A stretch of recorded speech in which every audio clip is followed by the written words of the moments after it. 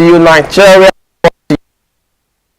What is the newspaper rewind? But shortly that will go on a short break, and when we come back, the headlines are for you. Do stay with us.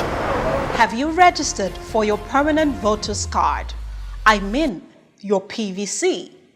There is a Nigeria we all seek, a place where love, peace, security, and unity can reign supreme.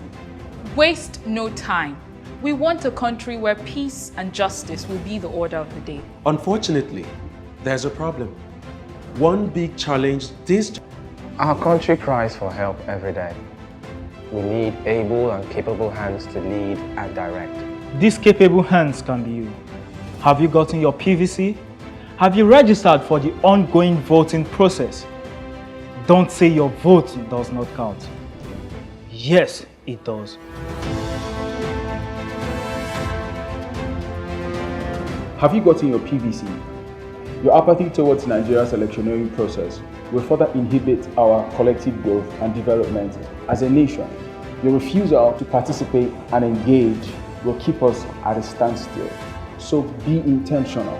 I have my PVC. Your votes, your voice would go a long way in preventing absolute destruction of this country and the future of our children, the hope of tomorrow. The 2023 Nigerian elections are just around the corner. Go out and get heard. Don't forget, your vote, your voice.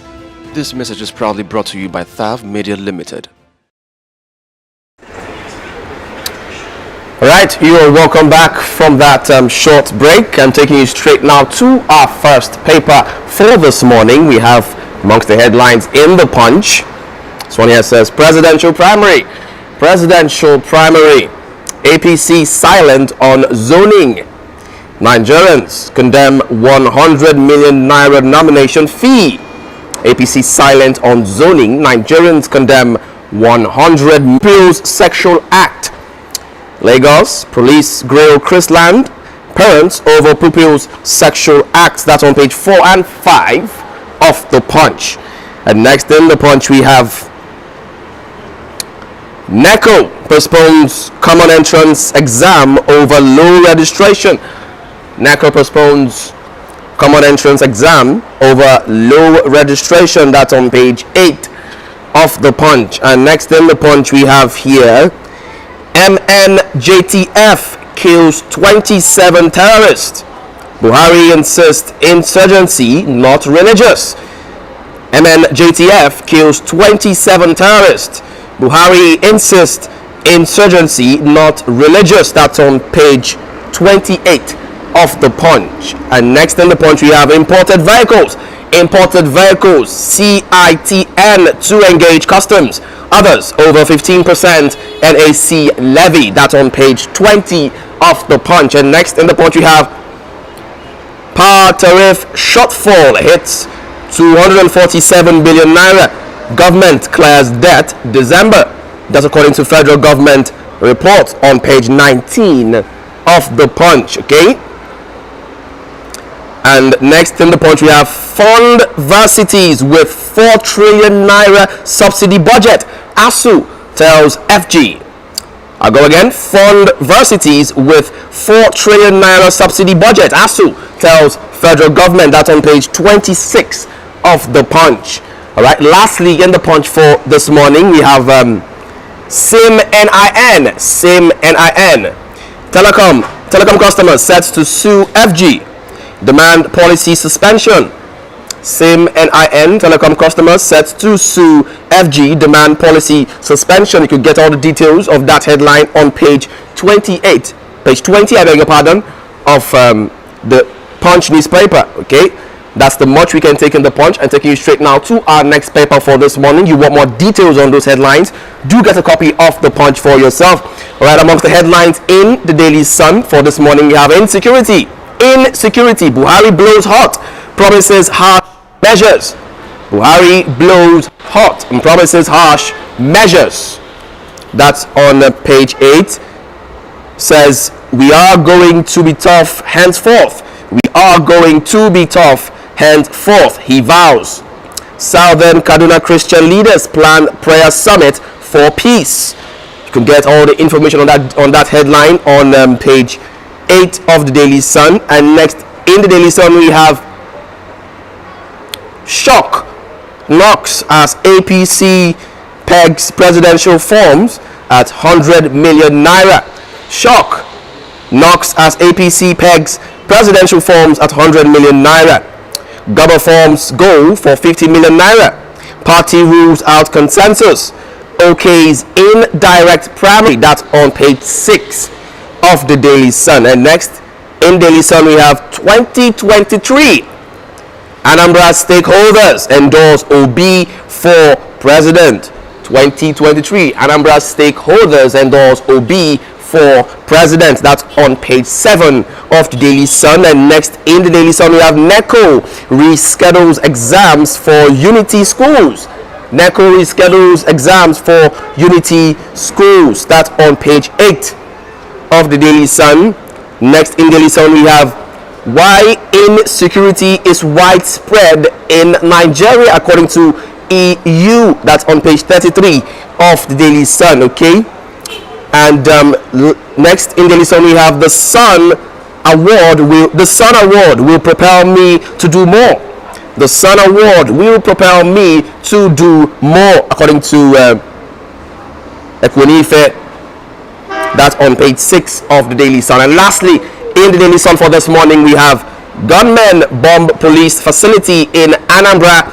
Gunmen bomb police facility in Anambra, kill 5, attack reps convoy, abduct cleric, others in Akwa Ibom, Plateau and Katsina. That's on page 5 of the Daily Sun. Okay, that's the much you can take in the Daily Sun for today. Taking you straight now to our next and last paper for we have among headlines in the Vanguard. This one here reads presidential contest. Presidential contest. APC buckles to forces. Opts for indirect primary. APC buckles to forces. Opt for indirect primary. That's on page 5 of the Vanguard. And next we have train attack. Kaduna disburses 18 million naira to families of dead victims. Train attack. Kaduna disburses 18 million naira to families of dead victims. That's on page 8 of the Vanguard. And next in the Vanguard we have protest in Edo. Gunmen on rampage in Anambra, Akwa Ibom. That's on page 10 of the Vanguard. And next in the Vanguard we have power sector recovery back on track.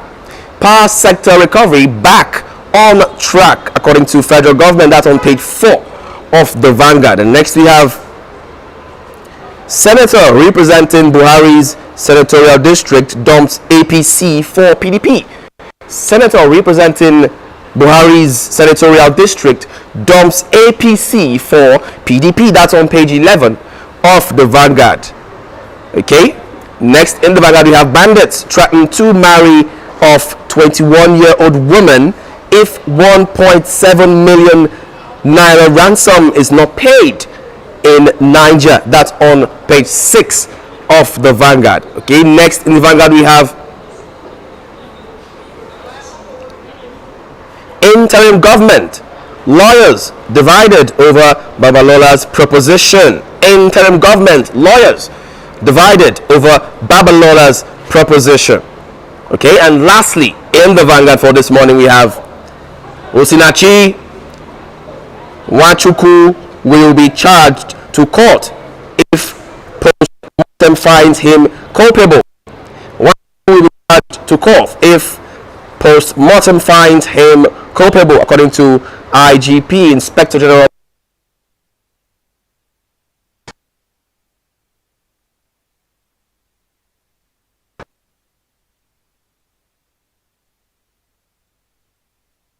Before that, we'll go on a short break. Thank you so much for sticking there. Segment after this short. Have you registered for your permanent voter's card? I mean your PVC. There is a Nigeria we all seek, a place where love, peace, security, and unity can reign supreme. Waste no time. We want a country where peace and justice will be the order of the day. Unfortunately, there's a problem. One big challenge this generation has to solve. Our country cries for help every day. We need able and capable hands to lead and direct. These capable hands can be you. Have you gotten your PVC? Have you registered for the ongoing voting process? Don't say your vote does not count. Yes, it does.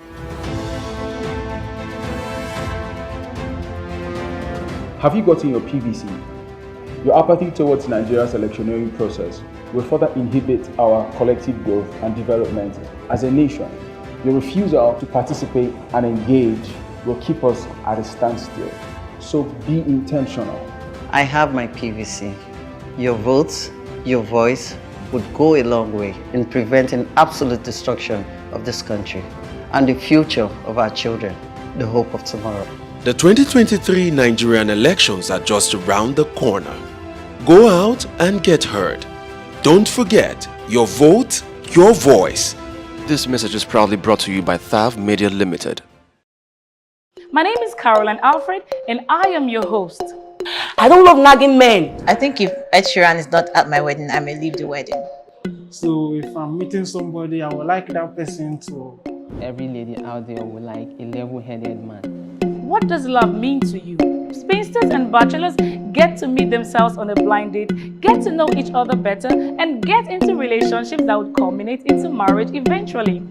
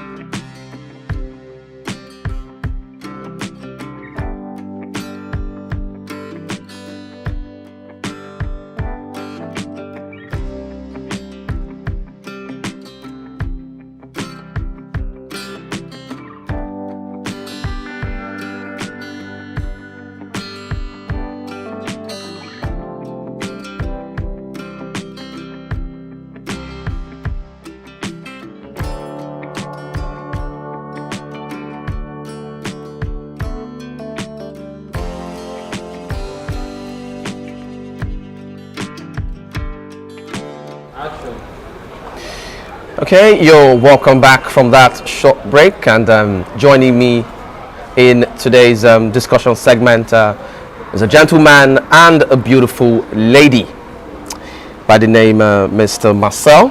Mr. Marcel, you're welcome to join us. Thank you. And Miss Adobe, you're welcome to join us. Thank you. All right, taking you straight now to the business of the day. There are lots of catching headlines in the papers for this morning, but we'll be treating just a few of them. Okay, I don't know, what's your take on how do you see APC silent on zoning? Nigerians condemning the 100 million naira nomination fee. Okay. What do you make of it? When I saw the news about the nomination being pegged at 100 million naira, I didn't know how exactly to react, because I can remember clearly that when Buhari was when that of Buhari in 2015 was, the form sales was 25 million naira for the presidency. I can remember Buhari himself was complaining that the price was very high, and he said he got a loan to be able to get the form. So it's now very funny. Is that showing that, okay, over the years his government, is he saying that, okay, over the years the rate of inflation has made the forms to go from, okay, I think 25 million. In 2019, it was 40 million or thereabouts. And now in 2023, they are saying 100 million. The reactions are everywhere. You know, a lot of persons are saying that, you know, since the current situation of things in the country, you know, recently we've been having hike in price of things. Maybe it could also be as a result of that as well. How about the PDP? The PDP pegged theirs at 40 million naira, and the PDP is an opposition party. And they are the ones that you say, okay, they are meant to need a lot of money for their strategization and campaign and all. But the APC is the ruling party. So I think it's a vicious cycle of looting, if you ask me. Because if if I pay 100 million naira to get the nomination form, what do you expect from me when I get into power? I would like to recoup what, and you know, the 100 million naira is just for the form. We still have the campaign ahead, and you know, the campaign, to be able to run elections in Nigeria, you have to spend a lot of money for the campaign. So there's no way you can pay 100 million naira for the form, and you expect the person to go there and not try to. So if I get you correctly, what you're trying to say is because of the amount, because of how much these politicians spend in acquiring the forms and, you know, probably campaigning for an office, you know, it kind of in a way contributes to the level or the need for them to go into corruption while they get into office in order to recover how much they had spent while campaigning. Is that what you're trying to say? Yes, because it's for their self-aggrandizement. If I spend money, you see, you know, I was wondering, because I was saying that with the rate of insecurity in the country and the problems we're facing, ASU strike and all this, I was thinking that for somebody to still have the mind to say he wants to contest for the presidency of this country, there must be something behind. The person definitely has personal interest. You can't tell me you just want to save the country and all that. Now with this price of the nomination form, there must be something. But should it be that way? Shouldn't we have individuals who just want to serve for the purpose of, you know, serving and not trying to manipulate some things and probably outsmart the country and gain a lot? Should it be that way? You see, it shouldn't be that way. That's obviously the answer. But you see, that's idealism. It shouldn't be that way. Okay. But this is the situation we have found ourselves in. And you see, Nigeria has continued to deteriorate. The way I see it, the previous regime, people will complain about this regime, the next regime will come in, you know, when that one leaves, people will feel that one was better. If you watch the trajectory of events, you see that, okay, even Abacha that was worse, people started praising him when he left office. You see, and subsequent administrations, you see, it's not supposed to be like that, but, you know, the nature of Nigeria. And that's why I sincerely doubt that anybody that will cover that amount of money will solely, you know, have the interest of the nation at heart. Okay. So and a lot of persons are actually saying that it's actually going to encourage corruption. How true is this statement? That's definitely true. It's going to encourage corruption. We already have. How many percent true is the statement? How many percent true? I would say 100%. 100%? Obviously. Wow, it's Nigeria that corrupt? Nigeria is. Have you seen the corruption index? Have you seen the corruption index? If you see the corruption index of Nigeria, contracts are inflated. A lot of things going on. ASU is on strike, and the Minister for Labour is declaring for presidency. The rate of corruption is everywhere. It's embedded in the system. Okay. So. All right, Ms. Dubi, over to you. I don't know what you have to say on that particular headline. Do you have anything to contribute? Marcel said most of it. It's just very, very ridiculous. 100 million naira for presidential form. Why do you think it's ridiculous? Do you know what 100 million naira can do? Now, okay, just like he said, it's just for the form alone. I mean, you're contesting for the presidency of a nation. Most of I don't think you can count a handful of people, these politicians who legit has, like, who can see 100 million naira. It's, you know, clean, like they can boast of 100 million naira net worth, which is from clean how do I put it exactly? So like you said, also let me not lie you, let me say my truth. If I'm to bring out 100 million naira, yes, economy to contest for president, you want to get it back, right? I'm sorry for that. You want to get it back. Think about 100 million naira. Okay. That you're not even sure you're going to win. Okay. That's just like a stepping stone. 100 million. What if? Have conscience now. Think about it. All right, let's not dwell much on that particular headlines. Let's talk about the Lagos police grilling Chrisland schools and the parents over Pupils sexual acts.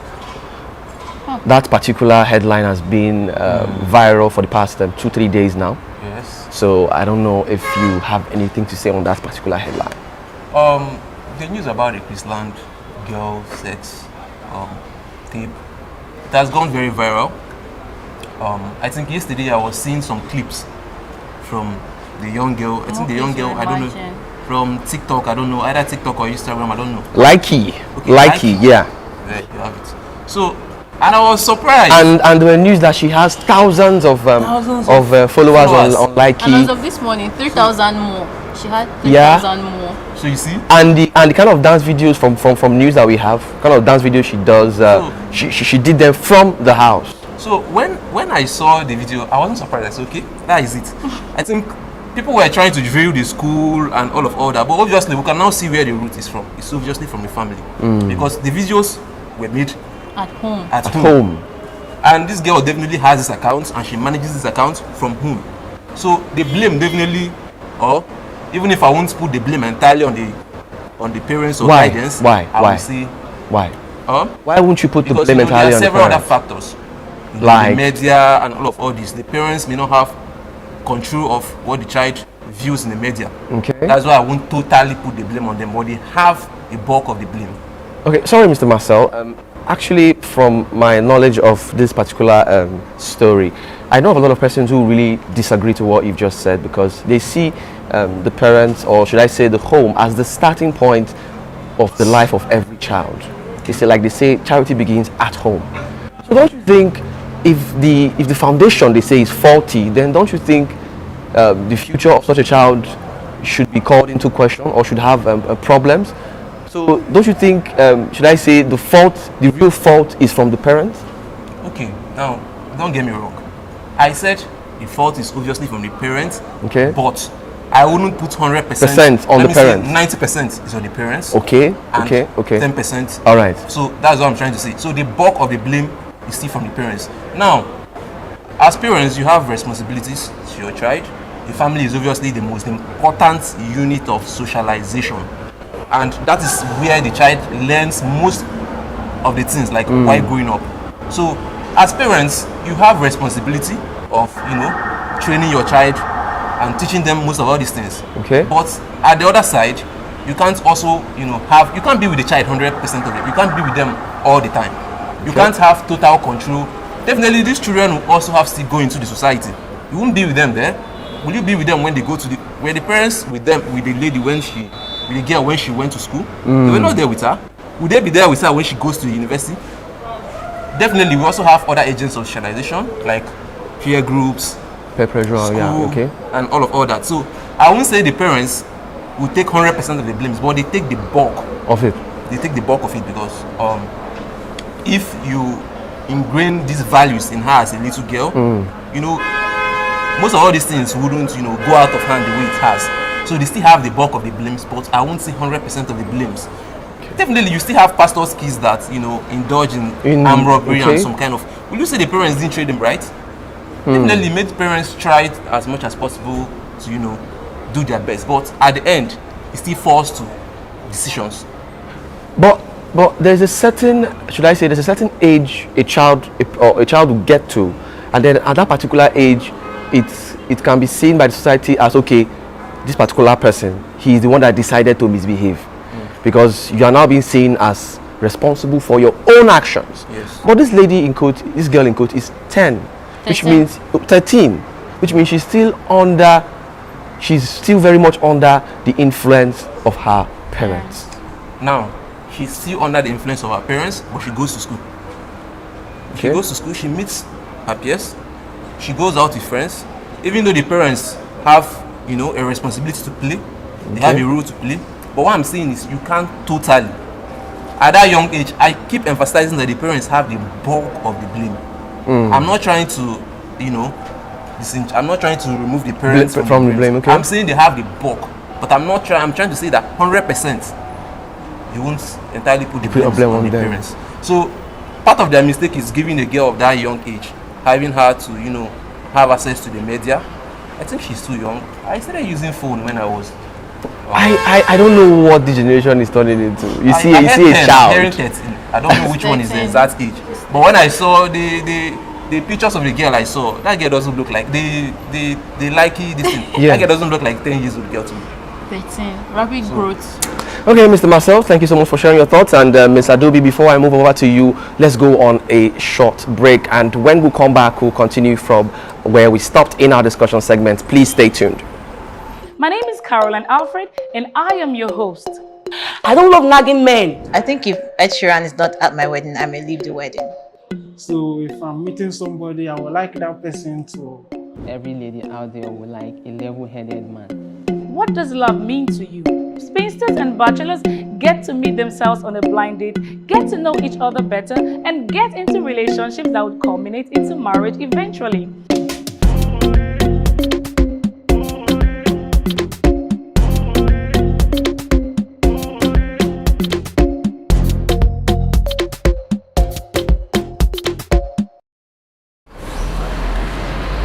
Okay, you're welcome back from that quick break.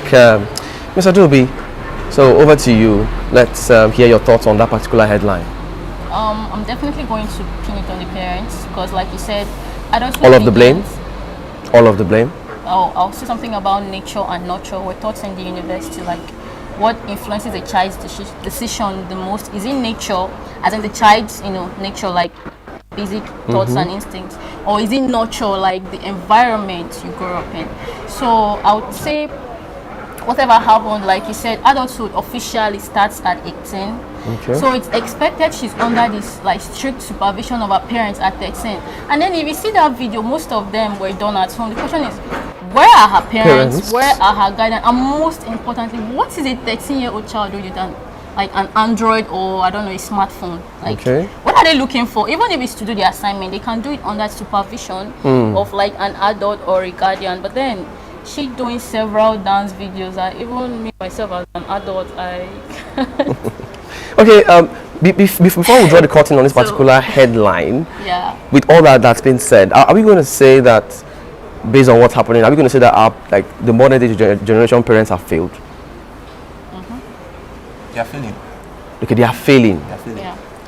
To reach the points where you now finally say, okay, they are failed. They are failed. But they are failing. Well, I know of a number of persons who actually say that they have failed already.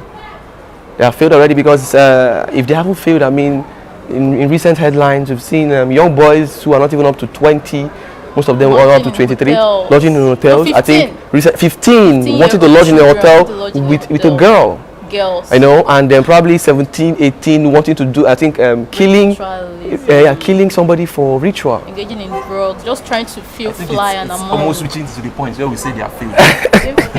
All right, sorry, let's just draw the curtain on that particular headline and move forward. Okay, the next and last headline we shall be looking at is Buhari blowing hot. Yes, Buhari blowing hot is promising harsh measures on insecurity, saying that we are going to be tough henceforth.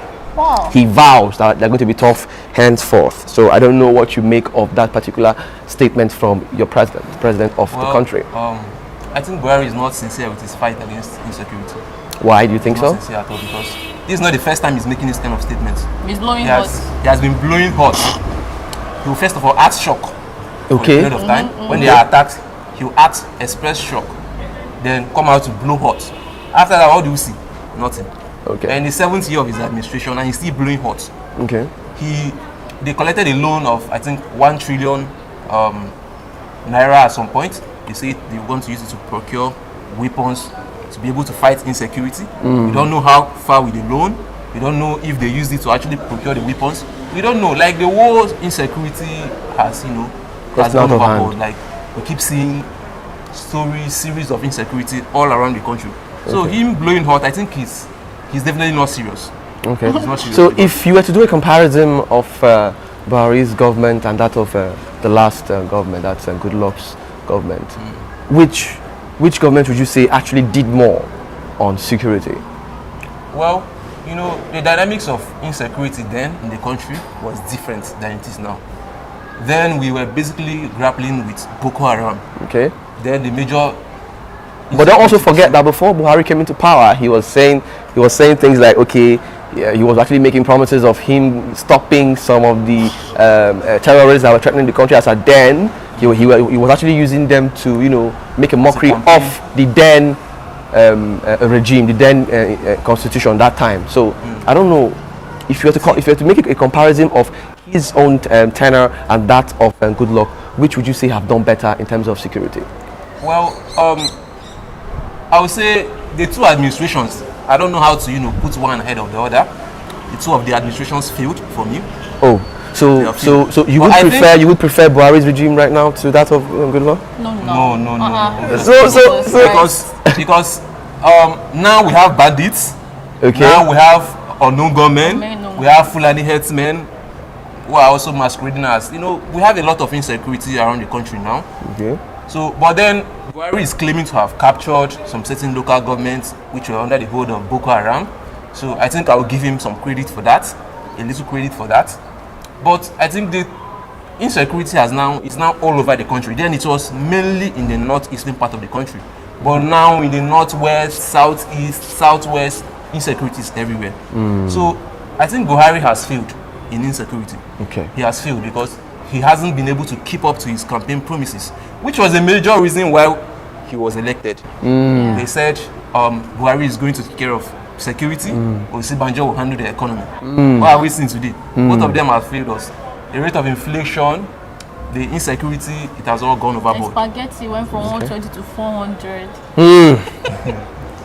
So, Mr. Doby, I don't know, do you have anything to say on that particular headline, Buhari blowing hot? Well, there's this saying in Igbo that whenever anybody wakes up, that's their morning. So, first of all, say good morning to Buhari for waking up and then blowing hot. So, but it's just, we all know it's just for talk's sake. Lip service. It's not going to do anything. So you think all this is eye service, right? Obviously, it's always eye service, lip service, blowing. He promised, what was the promise to those, the perpetrators? What did he say he was going to do? We're going to... There were lots of promises that he made, but...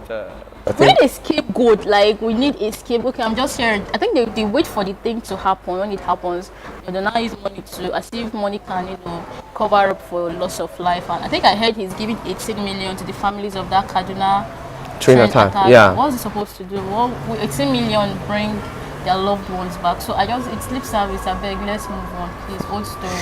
All right. I think thank you so much for your thoughts, Mr. Marcel and Ms. Adobe. Thank you so much for joining me on the show today. Thank you. I really appreciate your time. And as for you who have been watching us, thank you so much for staying faithful. Without you, we would not be here. Unfortunately, this is where we have to call it a wrap on today's segment of the newspaper review. Please do well to follow us on all our social media platforms. On YouTube, it's at TAF TV. On Instagram, it's at TAF TV _NG. On Facebook, it's at TAF TV. And on Twitter, it's at TAF TV. My name remains Cyril Aloysius. And until I come your way again next time, do have a wonderful day. Have you registered for your permanent voter's card? I mean, your PVC. There is a Nigeria we all seek, a place where love, peace, security, and unity can reign supreme. Waste no time. We want a country where peace and justice will be the order of the day. Unfortunately, there's a problem. One big challenge this generation has to solve. Our country cries for help every day. We need able and capable hands to lead and direct. These capable hands can be you. Have you gotten your PVC? Have you registered for the ongoing voting process? Don't say your vote does not count. Yes, it does.